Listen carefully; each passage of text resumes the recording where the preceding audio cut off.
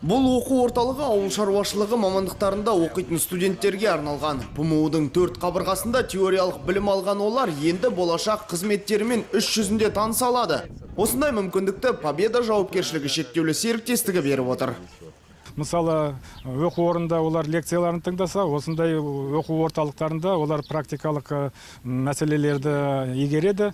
Осы Победа жауапкершілігі шектелген серіктестігі облысымызда, оның аса республикада да алдыңғы қатарда соңғы заманауи технологияларды қолданатын өндіріс орындарының бірі.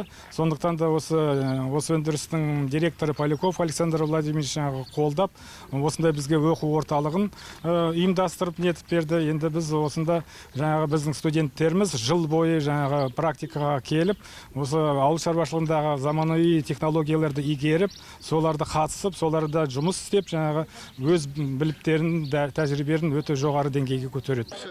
Мұнда студенттерге барлық жағдай жасалған. Жайлы жатын бөлмелері жөндеуден өтіп, зертханаларда заманауи қондырғылар орнатылған. Оқу орталығы жыл бойы жұмыс жасайды. Кейбір түсініксіз жағдайларды осында түсініп қарап, одан сайын терең ұғына бастадық. Өзіміздің жұмысымызды одан сайын терең ұқтық.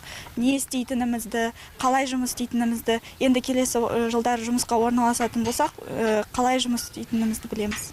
Университетте ауыл шаруашылығының 5 мамандығы бойынша жылына 150-ден аса студент бітіреді екен. Оқу ордасының басшылығы аталмыш орталықта білім алушылардың кәсіби дағдылары арта түсетіндігіне сенімді. Қасымхан Алдашев, Али Алмұхамбетова, Серік Қонақбаев, Ирбис телекомпаниясы.